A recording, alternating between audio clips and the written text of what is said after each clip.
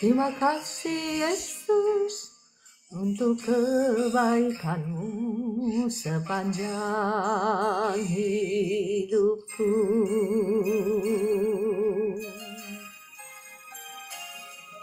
Terima kasih Yesus untuk kebaikan yang ku alami dalam hidupku. Terima kasih Yesus untuk kebaikan-Mu sepanjang hidupku. Terima kasih Yesusku buat anugerah yang Kau beri setiap hari ini. Tuhan adakan syukur bagi-Mu. Terima kasih Yesusku buat anugerah yang Kau beri setiap hari ini. Tuhan adakan syukur bagi-Mu. Oh Bapa di surga, Tuhan Yesus Roh Kudus, kami bersyukur untuk kasih setia-Mu yang ku alami dalam hidupku. Terima kasih Yesus untuk kebaikan-Mu sepanjang hidupku. Terima kasih Yesusku buat anugerah yang Kau beri setiap hari ini. Tuhan adakan syukur bagi-Mu. Terima kasih Yesusku buat anugerah yang Kau beri setiap hari ini. Tuhan adakan syukur bagi-Mu.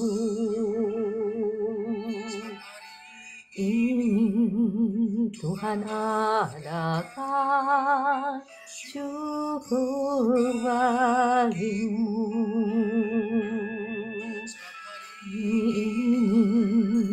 Tuhan adakan syukur bagi-Mu. Syukur bagi-Mu. Syukur bagi-Mu.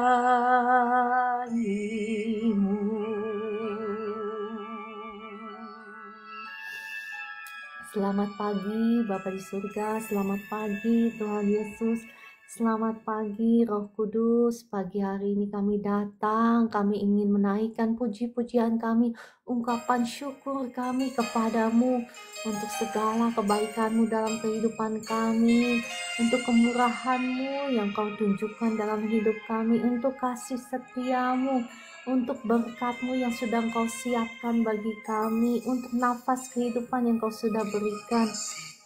Mari katakan terima kasih setiamu yang ku alami dalam hidupku. Terima kasih Yesus untuk kebaikan-Mu sepanjang hidupku.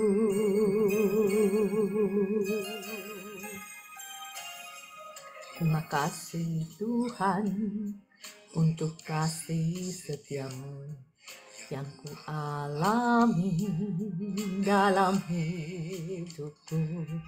Terima kasih Yesus untuk kebaikan-Mu sepanjang hidupku. Terima kasih Yesusku buat anugerah yang Kau beri. Sebab hari ini Tuhan adakan syukur bagimu. Terima kasih Yesusku buat anugerah yang Kau beri. Sebab hari ini Tuhan adakan syukur bagimu.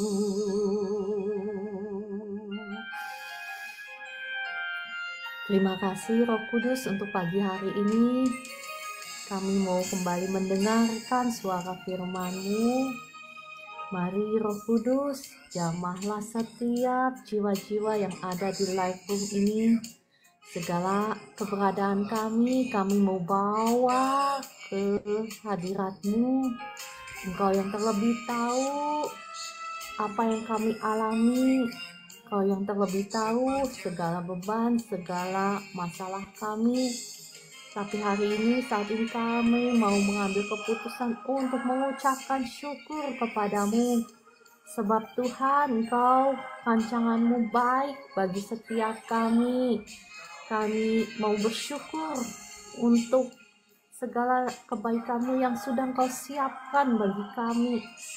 Semua berkat-Mu yang Kau sudah siapkan bagi setiap kami mau bersyukur karena rancangan-Mu tidak pernah gagal. Terima kasih. Ajari kami untuk setia mengikuti pimpinan-Mu Tuhan, dan berbicaralah pagi hari ini lewat hamba-Mu ini. Roh Kudus, berbicaralah dan bukakan mata hati setiap kami sehingga kami boleh mengerti kebenaran firman-Mu. Oh, ini Tuhan adakan syukur bagimu. Syukur bagimu, syukur bagimu. Dalam nama Tuhan Yesus, amin. Shalom Bapak Ibu yang dikasihi Tuhan. Apa kabar pagi hari ini? Kita mau tetap mengucap syukur ya. Ya Kakak Estina, terima kasih Kakak Maidalena, Ibu Evi yang sangat setia. Terima kasih sudah pagi-pagi rajin sekali mencari Tuhan. Ya, sebentar kita akan merenungkan satu bagian firman Tuhan masih mengenai iman ya, ada hubungannya dengan iman. Kemarin kan kita berbicara tentang iman yang diperkatakan, iman yang dipikirkan, yang direnungkan, ya, dan bagaimana iman itu bisa memberikan loncatan-loncatan ya, bahkan loncatan otoritas secara spirit. Nah, hari ini kita mau membahas mengenai iman yang dipraktekkan. Saya mau membahas dari segala sisi ya, supaya Bapak Ibu itu balance. Jadi ada saatnya di mana kita bisa mengalami terobosan hanya dengan iman yang kita perkatakan, yang kita bayangkan, kita perkatakan ya. Dan saya sudah sharekan, saya mempraktekkan iman ini sudah puluhan tahun yang lalu, dan saya sudah mengalami begitu banyak ya, begitu banyak mukjizat Tuhan terjadi dalam hidup saya ketika saya mempraktekkan firman Tuhan. Ya, sambil saya nyari musik yang enak, Bapak Ibu bisa bantu tap layar sebentar ya.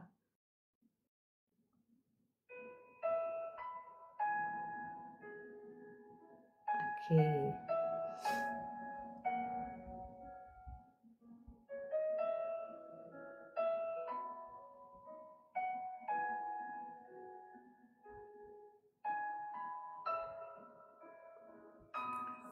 Ya, ternyata ada iman yang dipraktekkan ya. Ya, iman yang dipraktekkan itu seperti apa sih? Ya, kita sebagai anak-anak Tuhan harus mau meresponi panggilan kita ya, panggilan Tuhan untuk kita, yakni panggilan untuk menderita. Wah, mungkin Bapak Ibu ngedengarnya seperti, wah, panggilan untuk menderita. Iya, tapi bukan penderitaan-penderitaan yang sudah Tuhan Yesus tanggung di atas kayu salib ya. Bukan penderitaan-penderitaan kayak sakit penyakit yang Tuhan Yesus sudah tanggung di atas kayu salib. Enggak, itu Tuhan Yesus sudah bayar segala harga dari sakit penyakit kita. Bahkan 2000 tahun yang lalu Tuhan Yesus sudah sembuhkan kita. Bukan juga penderitaan, kemiskinan, kemelaratan, bukan ya, karena itu sudah Tuhan Yesus tanggung di atas kayu salib 2000 tahun yang lalu. Tetapi kita sebagai anak-anak Tuhan, kita juga dipanggil untuk menderita. Saya mau bacakan ayatnya, Roma 8 ayat 17 ya. Dikatakan, dan jika kita adalah anak, maka kita juga adalah ahli waris. Maksudnya orang-orang yang berhak menerima janji-janji Allah yang akan menerimanya bersama-sama dengan Kristus, yaitu jikalau kita menderita bersama-sama dengan Dia, supaya kita juga dipermuliakan bersama-sama dengan Dia.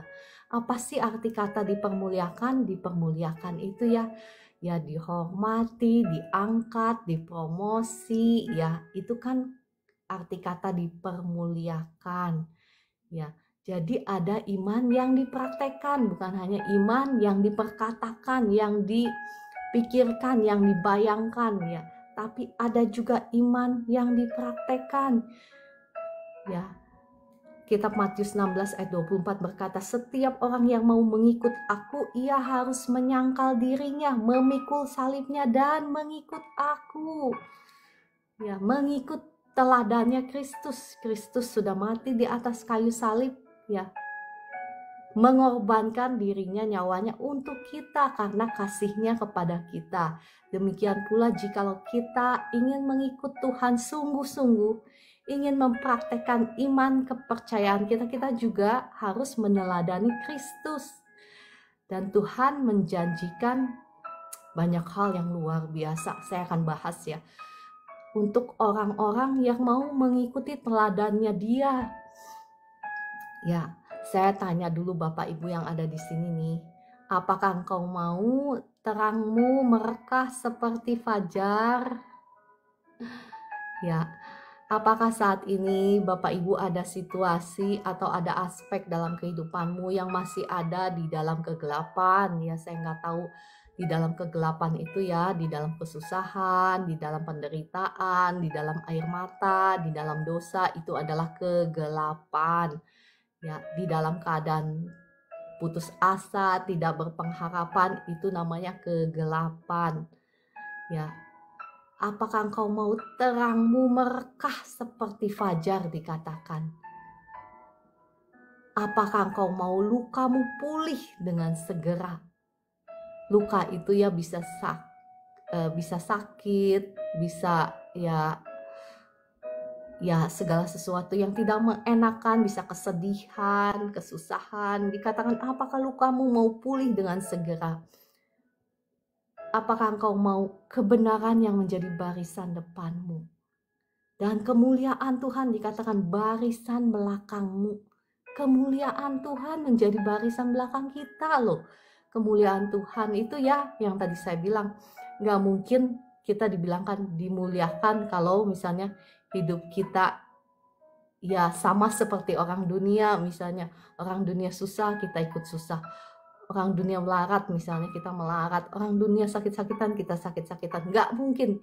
Kalau dikatakan kemuliaan itu pasti sesuatu yang baik, sesuatu yang wah gitu kan, sesuatu yang silo, yang bikin silo gitu. Dikatakan kemuliaan Tuhan barisan belakangmu. Terus dikatakan ya di kitab Yesaya, nanti sama-sama kita akan baca. Cuman saya highlight dulu supaya kita fokus nanti bacanya.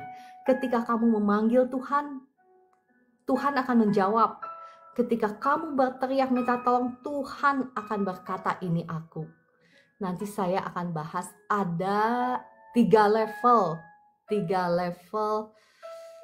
sacrifice ya, 3 level bentuk penyembahan kita kepada Tuhan, bentuk pengorbanan penyembahan kita kepada Tuhan. Dan dari 3 level ini juga rewardnya berbeda. Mungkin Bapak Ibu baru dengar. Tapi mari kita bahas ya. Kita mau baca di kitab Yesaya 58. Ini sebetulnya tentang puasa ya. Puasa yang benar, yang menyenangkan hati Tuhan.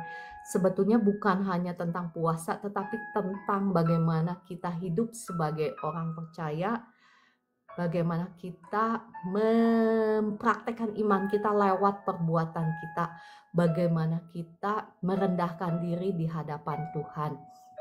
Sebetulnya ini adalah panggilan hidup kita sebagai orang percaya. Ya, saya mau bacakan, mungkin agak panjang, nggak apa-apa ya Bapak Ibu ya. Kita baca firman Tuhan pagi-pagi. Karena ketika firman Tuhan dibacakan ya, ada kuasa Tuhan yang mengalir. Kalau Bapak Ibu yang diurapi Tuhan, Bapak Ibu tahu apa yang saya maksud ya. Kadang kalau saya baca firman Tuhan itu seperti di-charge pakai aliran listrik gitu ya. Langsung kuasa Tuhan itu mengalir, memenuhi seluruh tubuh saya. Ya, oke, saya bacakan ya dari Yesaya 58. Kesalehan yang palsu dan yang sejati. Serukanlah kuat-kuat, janganlah tahan-tahan. Nyaringkanlah suaramu bagaikan sangkakala. Beritahukanlah kepada umatku pelanggaran mereka, dan kepada kaum keturunan Yakub dosa mereka. Mereka setiap hari, memang setiap hari mereka mencari aku, dan suka untuk mengenal segala jalanku. Seperti bangsa yang melakukan yang benar, dan yang tidak meninggalkan hukum Allahnya. Mereka menanyakan aku tentang hukum-hukum yang benar. Mereka suka mendekat menghadap Allah, tanyanya, mengapa kami berpuasa dan engkau tidak memperhatikannya juga? Mengapa kami merendahkan diri dan engkau tidak mengindahkannya juga? Sesungguhnya pada hari puasamu engkau masih tetap mengurus urusanmu, dan kamu mendesak-desak semua buruhmu. Sesungguhnya kamu berpuasa sambil berbantah dan berkelahi, serta memukul dengan tinju dengan tidak semena-mena. Dengan caramu berpuasa seperti sekarang ini, suaramu tidak akan didengar di tempat tinggi. Sungguh-sungguh inikah berpuasa yang ku kehendaki, dan mengadakan hari merendahkan diri?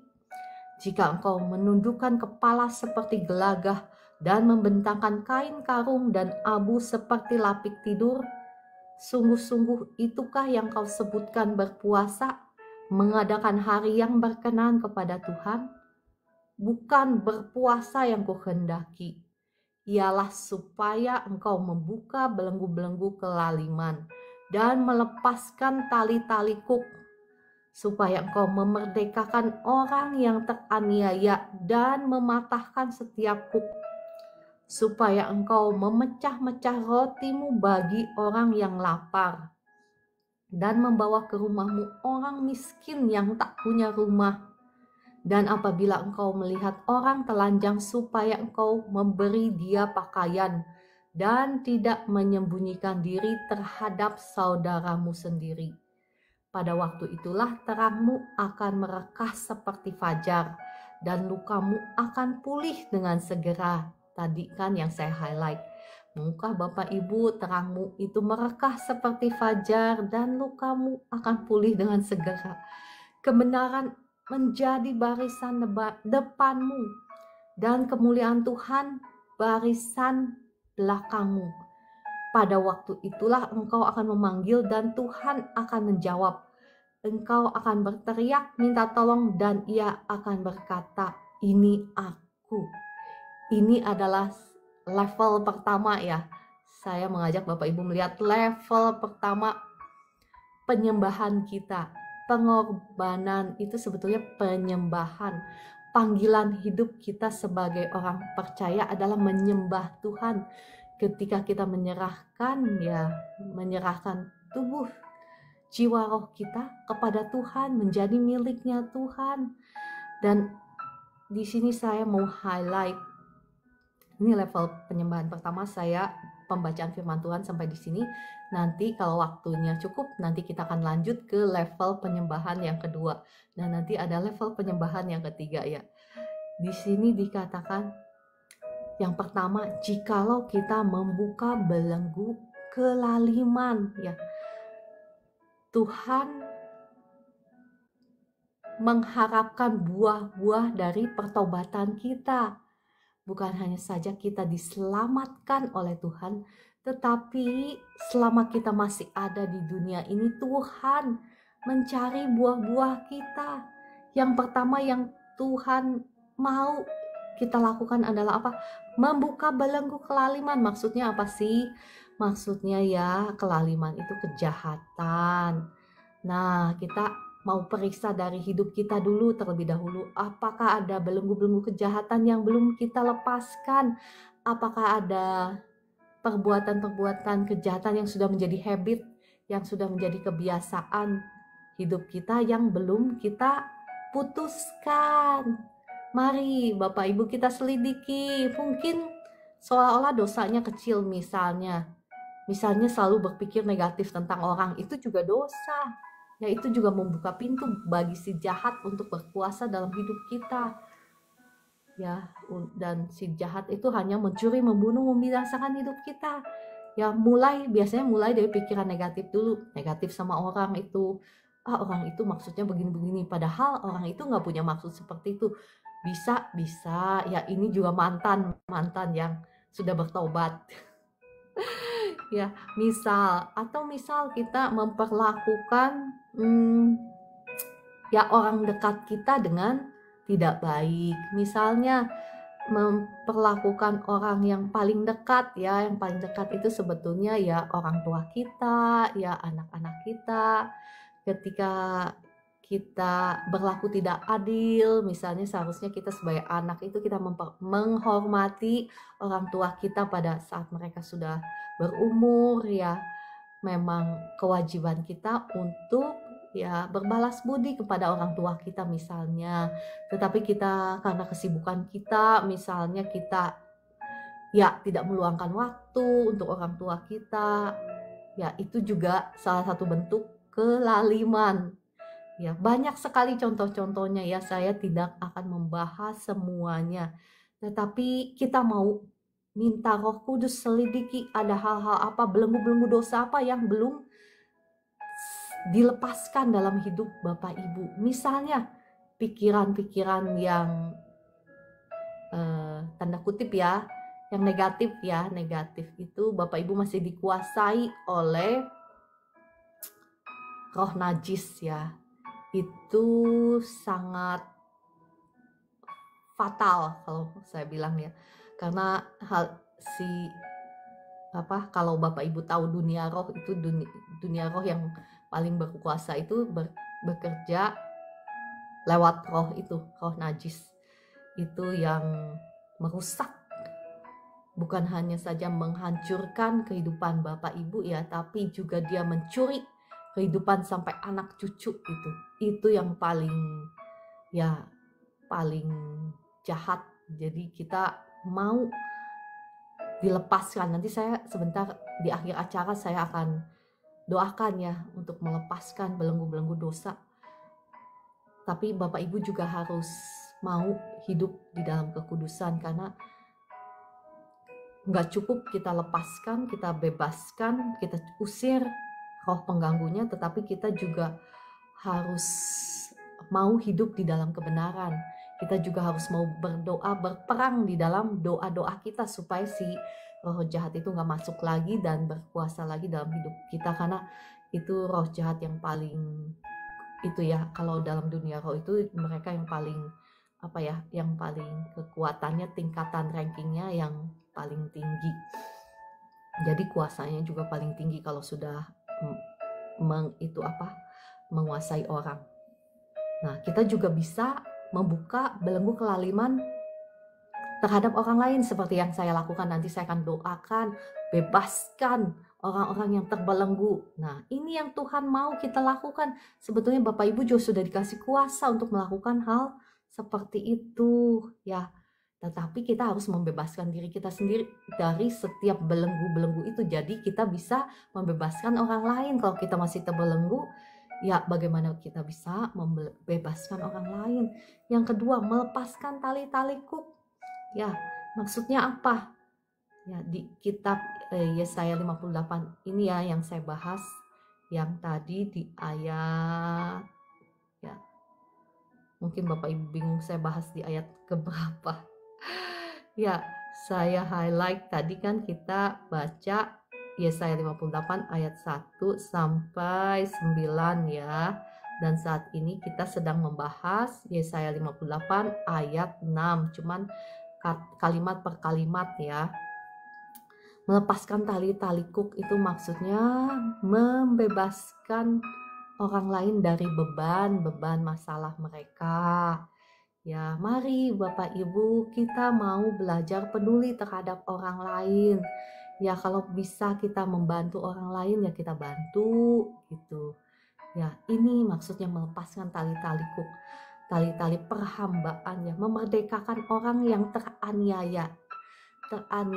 Kalau kita melihat orang-orang diperlakukan dengan tidak adil, kita mau menolong mereka ya sebisa mungkin ya, membantu meringankan ya kesusahan orang lain. Karena sebetulnya sesungguhnya ya segala sesuatu yang kita lakukan untuk orang lain, kita sedang melakukannya untuk diri kita sendiri. Bukankah ini salah satu hukum yang paling besar di kitab hukum Taurat dan kitab para nabi? Yakni apa? Apa Bapak Ibu yang tahu? Tuliskan di komentar. Hukum yang paling besar apa? Segala sesuatu yang kau mau untuk orang lain lakukan kepadamu, lakukanlah itu juga kepada orang lain. Sebetulnya apa sih yang Tuhan minta? Yang Tuhan minta itu untuk kita memegang perjanjiannya. Masih ingat yang saya pernah share perjanjian lama, perjanjian baru? Apa sih maksudnya? Maksudnya ini, kalau kita mau Tuhan menggenapi janjinya dalam hidup kita, ya ada bagian di mana kita harus memegang, menghidupi perjanjiannya, ya bagian kita. Ya, ada kalanya kita mendapatkan terobosan, kemenangan, mukjizat dengan perkataan iman, dengan merenungkan firman ya, merenungkan janji-janji Allah, mengaumkannya. Kemarin saya bilang ya, memang ini iman itu yang paling gede, bisa meloncat, maksudnya bisa shortcut ya, shortcut bahkan dosa-dosa kita kemarin kita sudah bahas. Tetapi hari ini kita mau supaya lengkap ya, supaya pengetahuan kita lengkap dan kita bisa mempraktekannya secara utuh, bukan hanya saja iman yang diperkatakan, tetapi kita juga mau menjadi anak-anak Tuhan yang menyenangkan hati Tuhan ya, yang berkenan kepada Tuhan. Kita mau praktekkan iman yang dipraktekkan. Ya, lanjut. Di sini dikatakan mematahkan setiap kuk. Ya, ini sama ya, kita mau mematahkan setiap kuk, setiap beban-beban. Kalau kita melihat orang-orang di sekeliling kita, orang yang lagi susah, orang yang paling dekat dulu, misalnya keluarga kita ya, mereka sedang terbeban oleh ya apa itu, masalah ekonomi kah, masalah keluarga kah, ya kita nggak perlu ya kepo ngurusin rumah tangga orang, tetapi setidaknya kita bisa bantu mendoakan. Itu kan hal yang paling kecil yang bisa kita lakukan. Setidaknya kita bisa memberikan semangat ya. Jangan diprovokasi, rumah tangga lagi ribut kita provokasi. Kalau begitu, kalau curhat sama kita, kalau begitu tinggalin saja. Jangan ya, kita harus bisa mendamaikan. Karena dikatakan apa? Anak-anak Tuhan adalah pembawa damai ya. Di sini dikatakan selanjutnya apa? Jikalau kita memecah-mecah roti bagi yang lapar. Ya, ini kalau mau bicara ini saya bisa bicara panjang sekali ya, karena Tuhan dari awal itu didik saya begitu. Sampai saya lagi nggak ada duit pun, kasih. Dan saya melihat Tuhan itu setia ya. Kalau Bapak Ibu mau mengalami janji Tuhan yang 5 roti 2 ikan memberi makan 5.000 orang, Bapak Ibu harus mau menjadi pelaku firman Tuhan. Gak mungkin kita mendapatkan mukjizat 5 roti 2 ikan jikalau ya si anak kecil itu tidak mau menyerahkan satu-satunya makan siangnya, satu-satunya bekal makan siangnya itu kepada Tuhan. Tidak akan mungkin terjadi mukjizat 5 roti 2 ikan. Harus ada pengorbanan. Coba bayangin deh kalau si anak laki-laki itu ya, anak kecil itu ya, dia bilang, kalau saya serahkan, saya gak bisa makan dong. Sedangkan perjalanan dari tempat dimana dia bersama-sama dengan Tuhan Yesus kembali ke rumahnya mungkin jauh berhari-hari. Zaman dulu kan gak kayak sekarang ada mobil, ada motor, ada sepeda kan. Jalan itu kan pasti berhari-hari. Coba kalau dia berpikir untuk dirinya sendiri ya, apa yang akan terjadi? Enggak ada itu mukjizat 5 roti 2 ikan. Demikian pula Bapak Ibu dan saya, jikalau kita mau mengalami ya berkat supernatural, penyediaan supernatural, kita mau belajar menjadi pelaku-pelaku firman Tuhan. Ya memang apa? Iman yang diperkatakan itu dahsyat ya. Saya sudah bagikan kemarin ya bagaimana saya hanya dengan iman yang diperkatakan ya mukjizat-mukjizat terjadi. Padahal saya bilang kemarin saya share, saya ini ya puluhan tahun yang lalu level kerohanian saya nggak sama seperti sekarang ya, pastilah berbeda. Dulu juga saya belum diurapi Tuhan ya, saya sama mungkin jauh lebih apa ya, pokoknya lebih duniawi, sangat duniawi ya, 10-an tahun yang lalu. Tetapi saya praktekkan perkataan iman dan saya melihat bagaimana terobosan mukjizat yang di luar akal pikiran terjadi dalam hidup kita.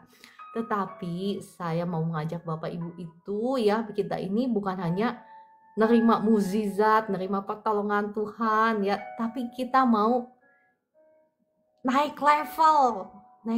Untuk naik level itu ya, kita mau nggak mau harus menjadi pelaku-pelaku firman Tuhan. Oke, kita lanjut. Tadi memecah-mecah roti bagi yang lapar. Kemudian apa? Membawa ke rumahmu orang miskin yang tidak punya rumah. Ini berbicara juga tentang kepedulian terhadap sesama. Mungkin kita belum sampai ya membawa orang lain ke dalam rumah kita, tetapi bagaimana kepedulian kita ketika kita melihat orang-orang di depan kita ya, saya nggak bilang yang jauh di luar pulau, orang-orang yang kelihatan, misalnya kita sampai tahu mereka nggak punya rumah atau habis kontrakan, nggak punya duit, apakah ada kepedulian bagi kita untuk membantu? Mungkin kita nggak bisa bantu banyak-banyak, tetapi apakah ada kepedulian ya, setidaknya mendoakan atau ya mengeluarkan kocek kita, walaupun mungkin nggak semuanya, mungkin sedikit nggak apa-apa, tetapi kepedulian kita terhadap sesama kita. Di sini dikatakan memberi pakaian orang yang telanjang.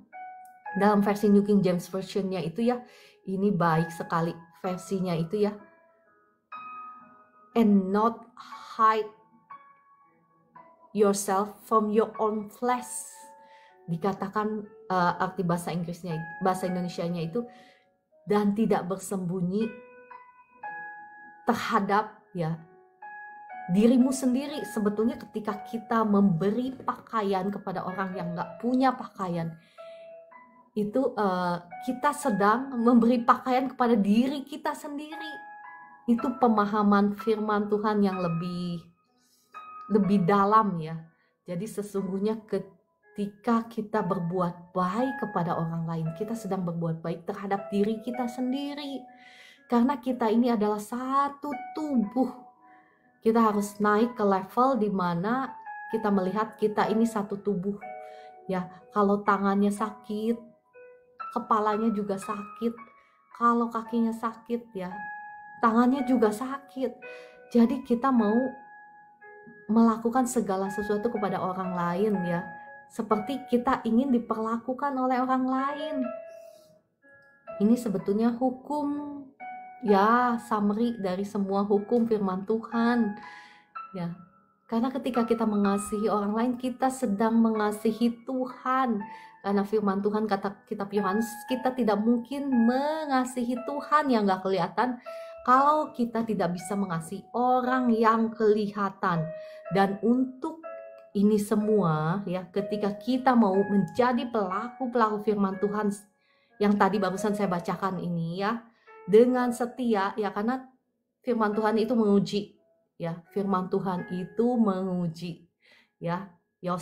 Yosef alias Yusuf aja diuji selama kurang lebih 13 tahun baru dia mendapatkan janjinya, janji Tuhan ya. Demikian pula juga ketika kita melakukan firman Tuhan, kita ini diuji ya. Tuhan adalah Tuhan yang menguji hati dan batin ya. Dan untuk semuanya ini Tuhan berjanji apa? Terangmu merekah seperti fajar, lukamu pulih dengan segera ya. Semua kegelapanmu nanti akan sirna. Jadi ya, ada terobosan, ada kemenangan, ada mukjizat yang bisa kita menangkan lewat perkataan iman, lewat peperangan ya, peperangan rohani. Tetapi ada juga yang bisa kita dapatkan dari iman yang dipraktekkan. Dan kemudian dikatakan lukamu pulih dengan segera ya. Sakitmu lah, entah sakit ya, sakit badan, sakit hati ya, akan pulih dengan segera. Sakit kantongmu juga akan pulih dengan segera. Terus bahkan apa dikatakan di sini, kebenaran menjadi barisan depanmu. Ini bukan kebenaran yang hadiah ya, kan ada kebenaran hadiah kan ya kan, the gift of righteousness, kebenaran, hadiah kebenaran yang kita dapatkan ketika kita percaya kepada Tuhan Yesus. Ada hadiah kebenaran yang diberikan Tuhan kepada kita, sehingga memampukan kita untuk hidup di dalam kebenaran. Itulah sesungguhnya ya, esensi sesungguhnya ketika kita diberikan hadiah kebenaran itu, bukan supaya untuk kita hidup suka-suka kita, bukan. Kita diberikan hadiah kebenaran untuk memampukan kita hidup di dalam kebenaran. Oke. Dan kemudian apa? Kemuliaan Tuhan menjadi barisan belakang kita. Kita ini dimuliakan Tuhan dari belakangnya aja. Coba bisa bayangin gak Bapak Ibu? Kalau kita berjalan gitu ya, dari belakangnya aja kelihatan kemuliaan Tuhan. Wah, luar biasa ya. Kalau Bapak Ibu yang punya karunia penglihatan ya, orang yang hidup di dalam kebenaran sama orang yang enggak itu kelihatan gitu ya. Kalau orang dunia bilang auranya lion. Kalau ya saya nggak tahu apa Bapak Ibu seperti itu ya. Kalau dulu gereja saya sih bukan gereja yang seperti itu, jadi nggak ada karunia-karuniaan. Tapi nggak apa-apa ya. Ya, tapi saya mau meng-highlight alias menekankan orang yang hidup di dalam kebenaran itu bisa melihat, kalau orang itu bisa melihat ya, apa di kepalanya itu ada kayak seperti, nah Bu Esther pernah ngelihat apa seperti kayak mahkota tapi bukan mahkota. Jadi ada apa, kalau Bapak Ibu lihat film kartun ya, Kan kalau orang benar atau malaikat itu ada apa? Sinar gitu bulat. Nah, seperti itu. Ya. Ya, mari Bapak Ibu kita mau menjadi orang benar. Kalau ya orang yang punya karunia penglihatan aja bisa melihat ya, roh jahat juga bisa melihat. Ya, nggak ada di dunia roh itu, nggak ada yang tersembunyi. Dan kemudian apa? Ketika kamu memanggil Tuhan, Tuhan akan menjawab. Ketika kamu berteriak minta tolong, Tuhan akan berkata, ini aku. Ini adalah janji firman Tuhan bagi kita jika kita mau menjadi pelaku-pelaku firman Tuhan. Ini level pertama loh, saya bilang. Iya, Kakak Teresia, seperti malaikat. Iya. Ini adalah level pertama. Hayo, kita masih punya waktu. Kita lanjut ke level kedua ya. Dikatakan ya, Yesaya 58 ayat ke 9 kan tadi barusan ya. Kita lanjut ya. Yesaya 58 ayat 9b. Apabila engkau tidak lagi mengenakan kuk kepada sesamamu, ini level kedua penyembahan kita ya. Dan tidak lagi menunjuk-nunjuk orang dengan jari dan memfitnah.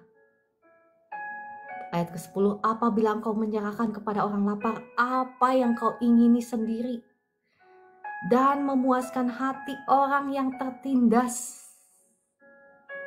maka dikatakan apa? Terangmu akan terbit dalam gelap, dan kegelapanmu akan seperti rembang tengah hari. Tuhan akan menuntun engkau senantiasa, dan akan memuaskan hatimu di tanah yang kering, dan akan membaharui kekuatanmu. Engkau akan seperti taman yang diairi dengan baik, dan seperti mata air yang tidak pernah mengecewakan. Engkau akan membangun reruntuhan yang sudah berabad-abad, dan akan memperbaiki dasar yang diletakkan oleh banyak keturunan. Engkau akan disebutkan yang memperbaiki tembok yang tembus, yang membetulkan jalan supaya tempat itu dapat dihuni. Ini menarik sekali, Bapak Ibu. Ini berbicara tentang level kedua penyembahan. Tadi kan kita masih bicara ya kita peduli sama orang lain ya. Ada orang susah kita tolong, betul kan? Tadi balik lagi ke tadi ya. Ini berbeda. Tadi kan masih ya kalau ada belenggu-belenggu kelaliman kita lepaskan. Ya kita pedulilah dengan sesama kita. Nah kalau untuk yang kedua ini ya,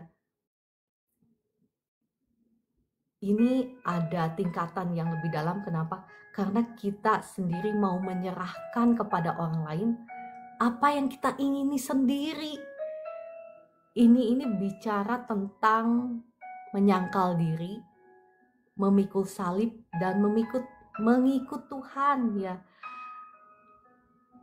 Jadi ada pengorbanan ketika kita mau berkorban untuk sesama kita. Ini level kedua yang lebih dalam. Ini adalah bicara tentang perjalanan kita bersama Tuhan, berjalan bersama-sama dengan Tuhan. Bapak Ibu masih ingat Enok? Ya, Henok kalau bahasa Inggrisnya, Enok kali kalau bahasa Indonesianya.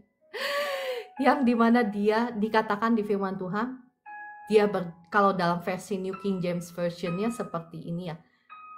He walks with God and he was no more. Dalam bahasa Indonesianya, dia berjalan bersama dengan Tuhan dan dia tidak ada lagi. Sangat menarik kan kitab, maksudnya Henok ini ya, dikatakan cuman singkat sekali. Nggak bicara banyak, Alkitab nggak berbicara banyak tentang Henok. Bagaimana, apa sih yang Henok lakukan sehingga dia sampai nggak ada lagi, sampai diambil begitu aja sama Tuhan. Bener apa enggak? Di Alkitab nggak bicara banyak kan, cuman dikatakan Henok berjalan. Dalam versi New King James Version-nya ya lebih jelas, Henok berjalan bersama dengan Tuhan dan dia tidak ada lagi ya. Cuman begitu aja. Nah, ini yang saya mau bagikan dengan Bapak Ibu, pewahyuan Roh Kudus yang diberikan kepada saya mau bagikan kepada Bapak Ibu bahwa inilah caranya berjalan bersama dengan Tuhan. Ketika kita mau menyangkal diri, memikul salib, dan mengikut Dia.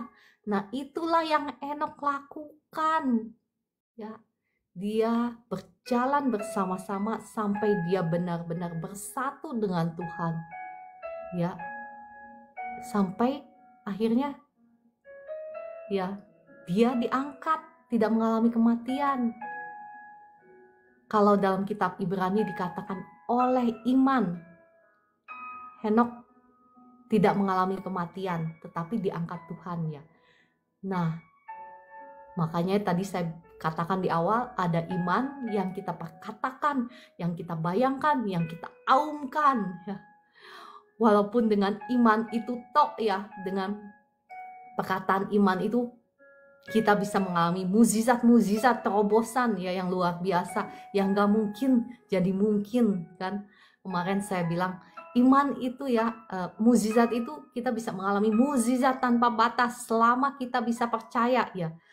Ada kan, ada yang seperti itu, tetapi ada juga iman yang dipraktekkan dengan perbuatan kita. Ya. Dengan apa? Dengan berjalan bersama-sama dengan Tuhan. Ketika kita menyangkal diri, ya, menyangkal diri.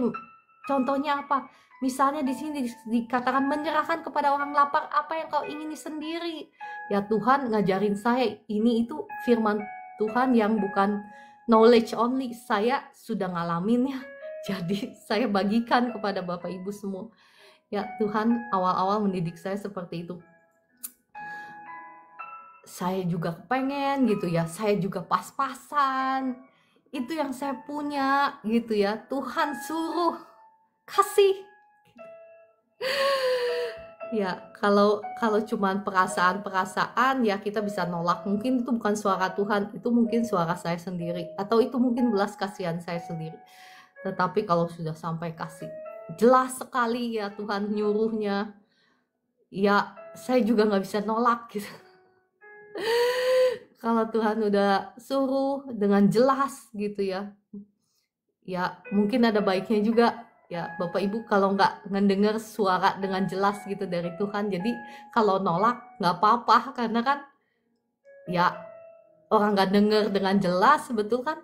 Bapak Ibu bisa kasih excuse, bisa ya kasih excuse seperti itu. Tapi kalau udah jelas-jelas gitu dikasih tahu, kan kita nggak bisa nolak kan? Nah, jadi ya seperti itu, menyerahkan kepada orang lain apa yang kita ingini sendiri. Itu berbicara tentang a deeper level of sacrifice. Apa pengorbanan, penyembahan yang lebih dalam lagi. Ya, ketika kita tidak lagi menunjuk-nunjuk orang dengan jari dan memfitnah, ini berbicara tentang dosa hati yang kemarin-kemarin kan saya sudah bahas ya tentang dosa penghakiman. Ini berbicara tentang hati. Ketika kita tidak lagi mengenakan kuk terhadap sesama kita, ketika kita ya tidak nyusahin orang lain lagi, tetapi hidup kita menjadi berkat kepada orang lain. Maka apa? Di sini dikatakan, kita mau bahas satu-satu ya. Dikatakan terangmu akan terbit dalam gelap. Ya, nah sekarang kegelapan apa yang ada dalam kehidupan Bapak Ibu? Ekonomimu kah? Ya, perusahaanmu kah yang lagi seret misalnya? Daganganmu kah? Atau rumah tanggamu yang sedang ada di dalam kegelapan? Ya, karirmu. Ya, hubunganmu dengan orang-orang terdekatmu sedang ada di dalam kegelapan kah? Di sini dikatakan janji Tuhan, terangmu akan terbit di dalam gelap, dan kegelapanmu nih ya akan seperti rembang tengah hari.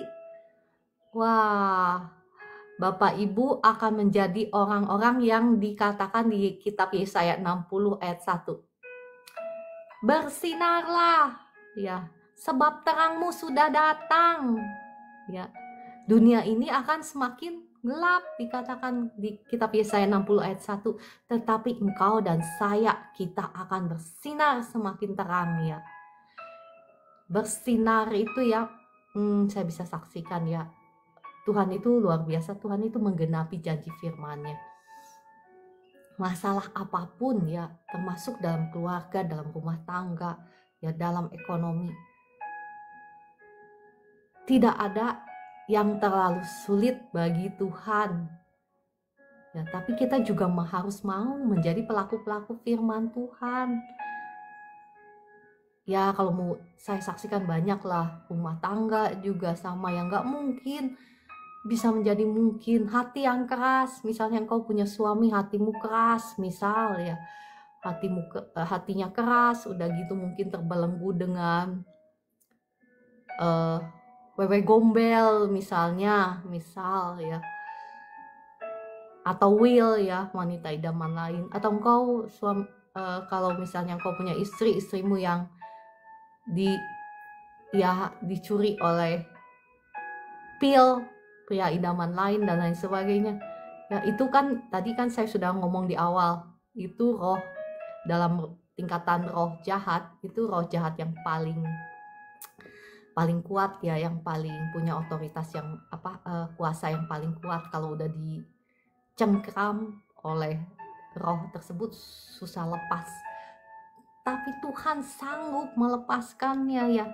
Tapi kita harus mau dulu, mau segenap hati kita, segenap tubuh jiwa roh kita mau serahkan kepada Tuhan ya. Bukan hanya ya ada bagiannya yang saya bilang, ada bagiannya iman yang diperkatakan, iman yang dibayangkan, iman yang diaungkan ya.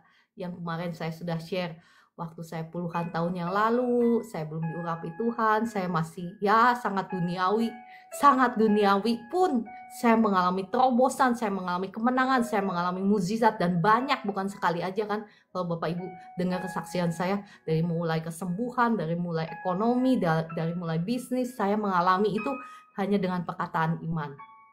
Tetapi hari-hari ini semakin jahat ya, dunia ini semakin ya, kita berada di hari-hari terakhir, di akhir zaman. Jadi ya kuasa jahat pun semakin ya bekerja semakin giat. Oleh sebab itu kita sebagai anak-anak Tuhan, kita juga mau bukan saja memperkatakan iman kita, tetapi kita juga mau mempraktekkan iman kita. Enok aja ya, Henok bahasa Inggrisnya, kalau bahasa Indonesia ya Enok kali ya, saya juga lupa. Henok aja diangkat Tuhan dikatakan oleh karena imannya di kitab Ibrani ya. Tetapi dalam firman Tuhan tidak menjelaskan lebih banyak apa yang dia lakukan, iman yang seperti apa. Dikatakan berjalan bersama dengan Tuhan dan dia tidak ada lagi. Arti kata berjalan itu sebetulnya ya Bapak Ibu, firman Tuhan berkata, jikalau dua orang tidak setuju, mungkinkah mereka berjalan bersama-sama? Gak mungkin kan? Jadi maksudnya apa Henok berjalan bersama-sama dengan Tuhan itu? Henok itu nunduk, taat sama Tuhan. Dia ikut teladan Tuhan. Ya, firman Tuhan katakan kita sebagai anak-anak Tuhan, kita juga kalau mau ikut dia, kalau mau menjadi murid Tuhan, kita harus menyangkal diri, memikul salib, dan mengikut dia. Ingat ya, bukan memikul penderitaan yang Tuhan Yesus sudah bayar di atas kayu salib. Ya, bukan. Itu mah kita harus perang ya, supaya memberlakukan kemenangan Kristus dalam hidup kita ya. Jangan disesatkan oleh ya. Makanya kita harus mengerti kebenaran firman Tuhan supaya kita tidak dibohongin ya. Ya, di sini dikatakan kegelapanmu akan seperti rembang tengah hari. Sudah pukul 4:55, saya mau lanjut terus. Ya, ini firman Tuhan ini luar biasa, tetapi sudah pukul 4:55, mungkin kita lanjut besok kali ya. Ya, besok Bapak Ibu jangan lupa hadir juga ya pukul 4 WIB, karena ini sangat menarik firman Tuhan. Ini bicara ya, nanti besok saya akan bahas bagaimana Tuhan berjanji ya, engkau dan saya, kita bisa menjadi pembalik keadaan. Bagaimana ya, kalau saat ini mungkin Bapak Ibu bisa melihat keturunanmu, misalnya kan ada tuh keturunan yang sakit terus ya, Bapak Ibunya sakit diabetes, anaknya sakit diabetes gitu, cucunya sakit diabetes. Kalau enggak ya, misalnya orang tuanya ya susah, melulu melarat, melulu misalnya anaknya juga melarat melulu ya. Tetapi ya, dengan apa yang kita lakukan ini, iman yang dipraktekkan ini ya, kita bisa menjadi pembalik keadaan ya. Tapi akan saya bahas besok, sudah pukul 4:56. Mari Bapak Ibu kita tutup ya renungan firman Tuhan sampai di sini. Dan Bapak Ibu yang sakit, yang mau didoakan secara khusus, boleh tulis di komentar, boleh klik tombol tamu, saya akan doakan. Tetapi sebelumnya saya juga akan berdoa bagi Bapak Ibu ya, untuk melepaskan belenggu-belenggu dosa dalam hidupmu ya, untuk ya supaya kita dimampukan jadi pelaku-pelaku firman. Mari kita berdoa. Bapa di surga, Tuhan Yesus, Roh Kudus, terima kasih untuk kebenaran firman-Mu yang Engkau boleh bagikan lewat hamba-Mu ini. Roh Kudus, mari kiranya Engkau yang menerangi setiap hati anak-anak-Mu yang ada di live room ini, supaya bukan hanya saja kami mengerti kebenaran firman-Mu, tetapi Roh Kudus, mari impartasikan roh yang takut akan Tuhan, roh pertobatan turun saat ini atas setiap Bapak Ibu yang ada di live room ini. Bapak Ibu yang mau mengakui segala dosa-dosamu ya, kalau engkau masih terbelenggu, baik itu oleh dosa-dosa roh-roh najis ya, oleh belenggu-belenggu roh-roh penyembahan berhala, penyembahan mamon, saat ini mari, jikalau engkau mau bertobat, akui dosa-dosamu di hadapan Tuhan saat ini. Karena jikalau engkau mau bertobat dan mengakui dosa-dosamu, maka Tuhan kita itu adalah setia dan adil. Dia akan mengampuni segala dosa-dosamu, menyucikan dan menguduskan engkau. Mari saya berdoa ya. Darah Yesus, ampuni, sucikan, kuduskan tubuh, jiwa, roh Bapak Ibu yang saat ini ada di live room ini, yang mau bertobat. Saat ini darah Yesus sudah mengampuni, sudah menyucikan, sudah menguduskan tubuh, jiwa, rohmu. Darah Yesus hancurkan setiap belenggu dosa dalam kehidupanmu. Belenggu roh penyembahan berhala, belenggu roh najis, hancur patah atas hidupmu. Setiap belenggu roh kepahitan, roh kebencian, hancur patah demi nama Tuhan Yesus. Roh kekhawatiran, ketakutan, hancur patah dalam nama Tuhan Yesus. Setiap roh-roh jahat, roh najis, roh penyembahan berhala, roh ketakutan, kekhawatiran, saya ikat, saya usir keluar dalam nama Tuhan Yesus. Jadilah engkau bebas saat ini, diberkati dengan roh yang takut akan Tuhan, roh yang haus dan lapar akan Tuhan. Roh Kudus, mari engkau jamah setiap jiwa-jiwa yang ada di live room ini. Kasih-Mu mengalir, diberkatilah engkau dengan kasih Tuhan mengalir. Diberkati dengan roh sukacita Tuhan mengalir memenuhi hati dan pikiranmu. Mengalir terus. Diberkati juga tubuhmu dengan kesembuhan. Mari Roh Kudus jamah anak-anakmu yang ada di live room ini yang saat ini sedang sakit. Jamah bagian tubuh mereka. Bapak Ibu yang sedang sakit boleh pegang bagian tubuh yang sedang sakit. Kuasa Tuhan sedang mengalir Mari Roh Kudus jamah anak-anakmu yang ada di live room ini yang sedang sakit. Jadilah engkau bebas, kesembuhan mengalir. Ya, tubuhmu udah gak sakit lagi dalam nama Tuhan Yesus. Ada pemulihan dalam nama Tuhan Yesus. Engkau yang mengalami luka batin, saat ini kasih Tuhan membalut luka-lukamu, membalut hatimu, memulihkan hatimu, menyembuhkan, memenuhi hatimu dengan kasih Tuhan, dengan sukacita Tuhan. Dalam nama Tuhan Yesus. Diberkati juga keuanganmu, diberkati usahamu, dibukakan tingkap-tingkap langit dan dicurahkan berkat Tuhan hingga berkelimpahan memenuhi lumbung-lumbungmu dalam nama Tuhan Yesus. Engkau yang sedang mengalami jalan buntu, mengalami beban masalah hutang piutang, mari Roh Kudus berkati anak-anakmu dengan roh hikmat, dengan jalan keluar. Darah Yesus buka jalan keluar bagi anak-anakmu yang saat ini sedang mengalami jalan buntu, yang sedang terikat oleh hutang piutang. Darah Yesus bebaskan engkau. Darah Yesus buka jalan keluar dalam nama Tuhan Yesus. Terima dengan iman ya Bapak Ibu yang dikasihi Tuhan. Amin, amin, amin. Ya, terima kasih Kakak Ica ya. Terima kasih Kakak Manorey yang sudah tap-tap layar. Ya, Bu Evi, ya semangat terus ya. Ya, ketika saya mendoakan doa berkat, Bapak Ibu terima dengan iman ya. Ya. Terima kasih Bapak Ibu yang sudah bergabung semua.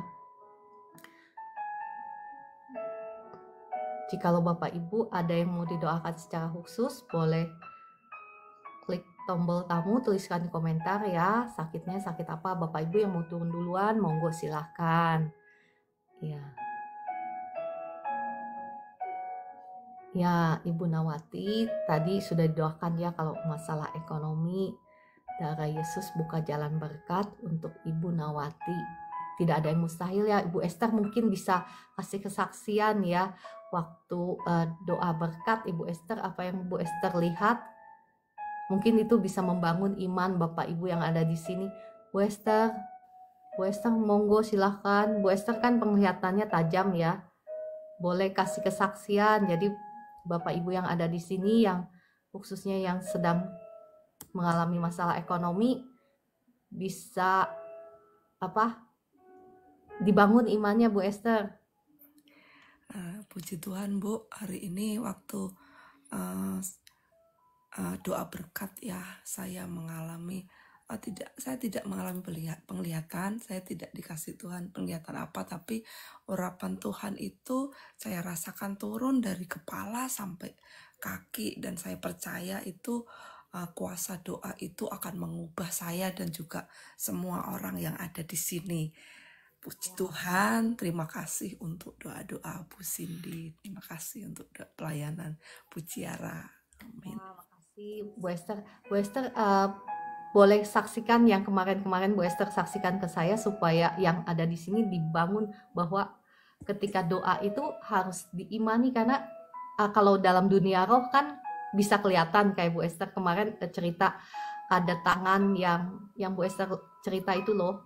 Oh ya, waktu ada doa berkat, saya menerima, saya melihat ada tangan yang memberikan, dengan jelas saya lihat bahwa itu ada kayak tumpukan uang gitu, saya diberikan kepada saya. Waktu saya doakan doa berkat kan? Ya, waktu didoakan, doa berkat untuk ekonomi ya, saya terima itu ada tangan, dengan jelas itu ada tangan yang terulur kepada saya dan dia memberikan tumpukan uang gitu. Puji Ya, Tuhan, saya percaya itu saya lihat di alam roh dan itu akan terjadi dalam hidup saya dan saya percaya itu juga akan terjadi pada saudara semua yang ada di sini. Amin. ya, puji Tuhan, Bu Esther, terima kasih. Ya, itu yang kemarin-kemarin ya. Nah, terima kasih Bu Esther. Saya percaya itu sudah membangun iman yang Bapak Ibu yang ada di live room ini. Bahwa ya ada orang-orang tertentu seperti Bu Esther kan punya karunia penglihatan. Nah, Bapak Ibu yang belum punya karunia penglihatan, nggak apa-apa. Ya, ini Bu Esther menyaksikan itu supaya iman Bapak Ibu itu dibangun ketika ya bukan sayanya tetapi karena Roh Kudus ya, ketika saya melepaskan doa berkat, doa kesembuhan, terima dengan iman ya. Tuhan sudah memperlihatkan khususnya kepada Bu Esther karena Bu Esther punya karunia penglihatan. Tetapi bagi Bapak Ibu yang nggak punya karunia penglihatan, nggak apa-apa, diimani karena itu akan termanifestasi dalam kehidupan Bapak Ibu. Mungkin ada yang langsung ya, ada yang langsung, tetapi ada yang butuh waktu ya. Nah, kalau ada yang butuh waktu, selama itu belum termanifestasi di alam nyata, Bapak Ibu praktekkan iman. Kan kemarin saya udah bahas mengenai iman yang diperkatakan ya. Dan hari ini kita bahas tentang iman yang dimanifestasikan, yang dipraktekkan. Ya, sampai hal itu termanifestasi dalam kehidupan Bapak Ibu. Ya, semangat Bapak Ibu. Terima kasih banyak Bu Esther untuk kesaksiannya. Saya percaya sudah membangun iman dari semua orang yang ada di live room ini. Iya, dan sedikit lagi ya. Ibu kan suka berkata bahwa apa yang terjadi di alam roh itu akan terjadi nyata dan itu memang sudah terbukti. Saya sudah membuktikannya ya. Ketika ada penglihatan-penglihatan yang Tuhan kasih sama saya itu nggak lama itu terjadi. Ada terobosan, ada berkat-berkat Tuhan yang nggak terpikirkan itu. Oh, gitu. Oh, puji Tuhan, ada berkat-berkat baru, ada terobosan-terobosan baru itu nggak terpikirkan, tapi ternyata oh ini ada berkat baru, aku harus begini, dan itu benar-benar memberkati gitu loh. Keuangan terutama. Wow, ya, ya, puji Tuhan sekali Bu Esther. Saya percaya ini memberkati Bapak Ibu yang ada di sini ya. Apapun masalahmu ya, bukan hanya ekonomi, bukan hanya keuangan, tetapi apapun masalahmu, percaya ketika saya berdoa bukan karena sayanya ya, tetapi karena Roh Kudus, karena kuasa Tuhan yang dilepaskan ketika saya mengucapkan sesuatu, ada kuasa Tuhan. Nah, itu yang Bapak Ibu harus imani, harus tangkap dan imani ya. Oke, terima kasih banyak Bu Esther, terima kasih Kakak Estina, terima kasih Kakak Tresya, semuanya Kakak Rudi, terima kasih Bu Evi ya. Bapak Ibu kalau mau turun duluan monggo silahkan. Tapi kalau ada Bapak Ibu yang sakit yang mau didoakan secara khusus, saya masih membuka kesempatan beberapa menit ke depan. Kalau ada yang sakit yang mau didoakan, kalau nggak ada, sampai jumpa besok pagi pukul 4 WIB ya. Kita mau bahas kembali lanjutan yang tadi. Ya, Kakak Estina, monggo silakan. Kami juga akan turun sebentar lagi.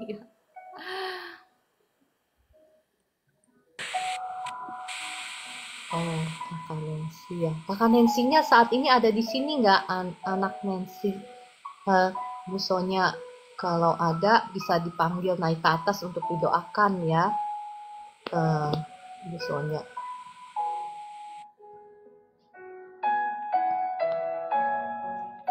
Ya Bu Sonya, kalau anaknya Nancy ada di live room ini pagi ini, saya bisa panggil naik untuk didoakan.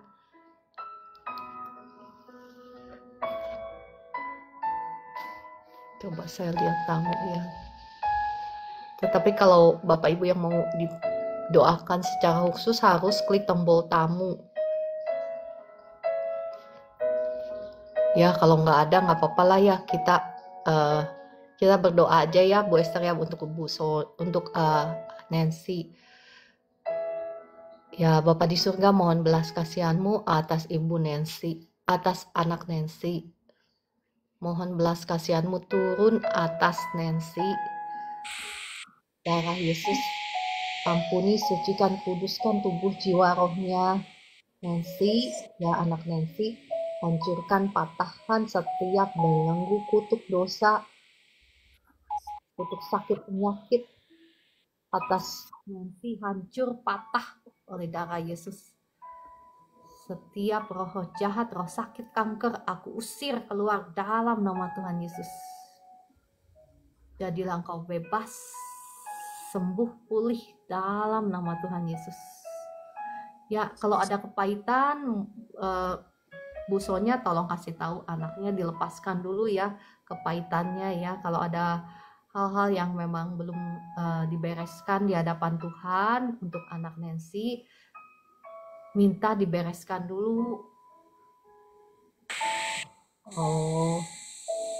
Sorry, yang mau yang sakit cancer itu siapa ya? Mohon maaf saya salah ya. Doakan Daisy. Oh Daisy ya. Mohon maaf Daisy. Ya. Ya. Bu Sonia kalau kasih tahu Daisy kalau ada kepahitan atau ada hal-hal yang belum dibereskan di hadapan Tuhan, dibereskan dulu, diampuni dulu ya orang-orang yang nyakitin Daisy, diampuni dulu supaya kesembuhan itu, kuasa Tuhan itu bisa mengalir, bisa menjamah Daisy. Saat ini saya doakan lagi ya. Bapa di surga, mohon belas kasihan-Mu atas Daisy yang ada di Amerika. Darah Yesus ampuni, sucikan, kuduskan tubuh jiwa rohnya anak Daisy demi nama Tuhan Yesus. Tubuh jiwa rohnya Daisy sudah menjadi milik Tuhan Yesus. Setiap belenggu sakit, penyakit, belenggu roh, kanker saat ini hancur, patah demi nama Tuhan Yesus.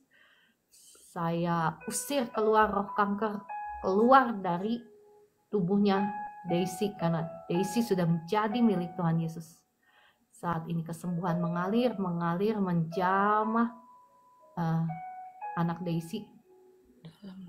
Saat ini jadilah engkau bebas, sembuh, pulih dalam nama Tuhan Yesus. Amin, amin, amin. Ya. Untuk Kawinari, mari kita berdoa ya Bu Esther ya. Bapa di surga, mohon belas kasihan-Mu atas Ibu Winari. Darah Yesus hancurkan, patahkan setiap belenggu dosa, belenggu sakit penyakit atas Ibu Winari. Sudah hancur, sudah patah demi nama Tuhan Yesus. Tubuh jiwa rohnya Ibu Winari sudah menjadi milik Tuhan Yesus, yang sudah dibebaskan, yang sudah disembuhkan. Saat ini kesembuhan mengalir, menjamah Ibu Winari.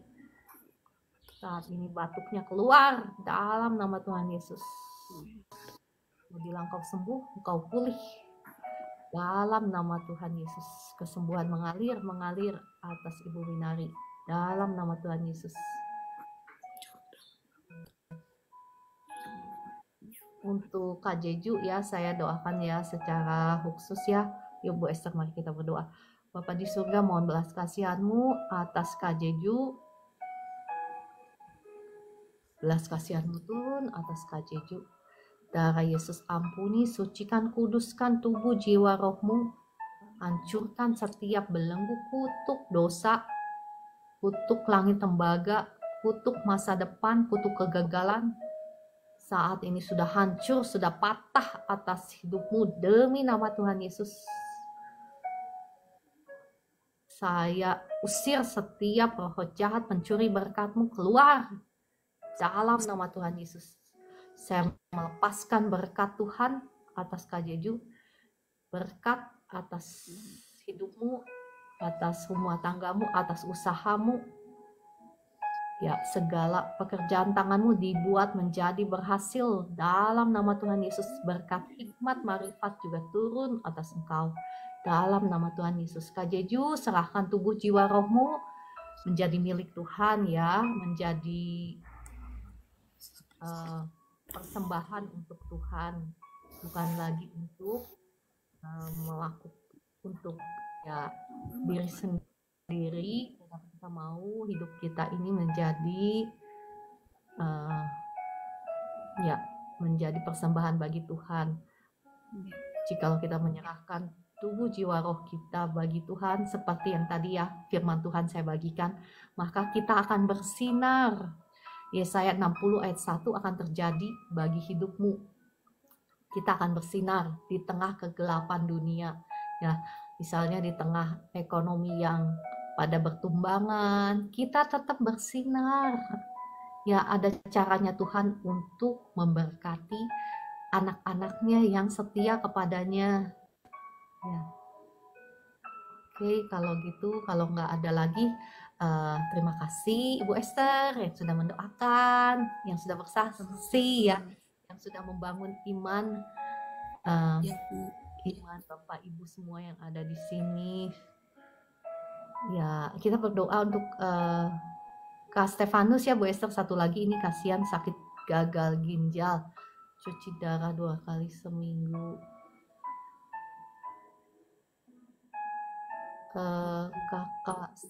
Kakak inisial kalau mau didoakan secara langsung boleh klik tombol tamu ya. Saya belum lihat sih kakak di sini, saya belum lihat nama kakak di sini. Belum ada di tombol tamu ya.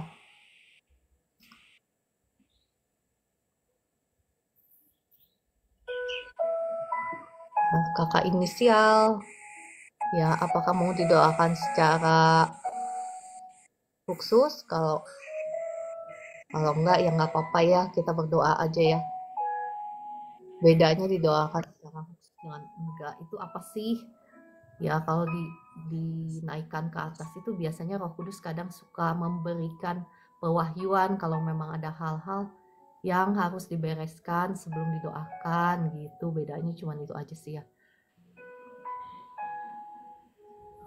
Kakak, dengan Kak siapa nih? Iya, dengan Stefanus Rorong. Ya, Kak Stefanus bisa open cam? Oh, belum bisa ya? Iya, belum ya bisa. Udah apa-apa. Oke, sudah berapa lama sakitnya? Sudah mau setahun. Oke, mari kita berdoa ya. Iya. Bapa di surga, mohon belas kasihan-Mu atas Kak Stefanus. Belas kasihan-Mu turun. Darah Yesus ampuni, sucikan, kuduskan tubuh jiwa rohnya Kak Stefanus. Tubuh jiwa rohmu sudah menjadi milik Tuhan Yesus. Segala belenggu, kutuk dosa, kutuk sakit, penyakit atas Kak Stefanus saat ini saya hancurkan, saya patahkan. Demi nama Tuhan Yesus, setiap roh sakit, penyakit, roh gagal ginjal, saya usir keluar dalam nama Tuhan Yesus. Engkau sudah tidak punya hak lagi atas Kak Stefanus. Tubuh jiwa roh Stefanus sudah ditebus oleh darah Yesus yang mahal. Saat ini saya perintahkan semua roh-roh jahat, roh yang bikin sakit, gagal ginjal, keluar dalam nama Tuhan Yesus. Amin. Saya melepaskan berkat kesembuhan atas Kak Stefanus. Berkat kesembuhan mengalir sekarang, mengalir menjamah Kak Stefanus. Dari ujung kepalanya sampai ujung kakinya mengalir kuasa Tuhan memberikan kesembuhan. Ginjalnya sekarang berfungsi dengan normal. Mari Roh Kudus jamah Kak Stefanus saat ini, karena hamba-Mu ini tidak bisa apa tanpa Engkau Roh Kudus. Mari jamah Kak Stefanus saat ini, kesembuhan mengalir atas ginjalnya Kak Stefanus. Ginjalnya saat ini berfungsi dengan baik, Ya,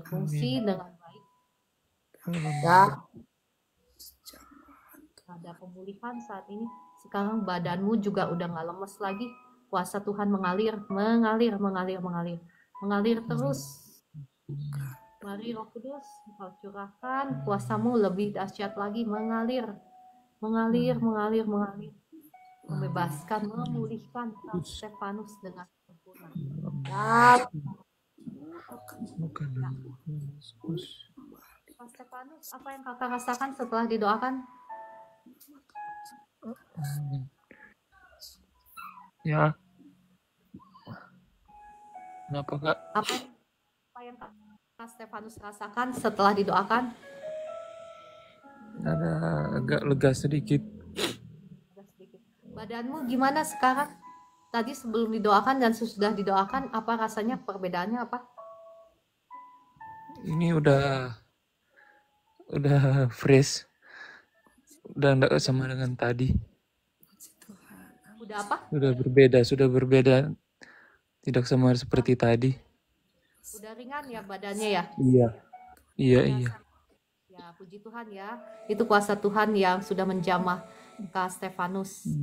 Ya, terima kasih Roh Kudus, Engkau sudah membebaskan Kak Stefanus, Engkau sudah menyembuhkan ginjalnya. Ginjalnya sekarang berfungsi dengan baik, dengan normal dalam nama Tuhan Yesus.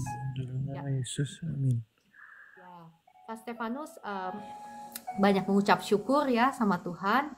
Ya, doanya seperti ini. Terima kasih Tuhan Yesus, Engkau sudah menyembuhkan saya, Engkau sudah memulihkan saya. Setiap roh sakit penyakit saya tolak. Ya, maksudnya apa? Maksudnya itu kalau roh jahat sudah diusir keluar itu, kadang mereka suka coba-coba ya, kasih intimidasi. Tapi makanya Kak Stefanus harus doa sendiri. Saya kan nggak ada di sampingnya Kak Stefanus setiap hari. Jadi kakak harus bangun kehidupan doa sendiri ya. Oke. Ya, puji Tuhan, Kak Stefanus, Tuhan Yesus dahsyat, Roh Kudus dahsyat ya. Oke, saya disconnect ya. Terima kasih. Ya, makasih Kak. Shalom. Shalom. Ya, tadi saya lihat ada Kakak Edis TV ya. Shalom Kakak Edis TV. Ya, saya juga suka nonton Kakak Edis TV nih, sambil ketawa-ketawa sendiri. Ada Edis TV di sini. Ya, puji Tuhan. Aduh, salam Semoga kenal ya. yang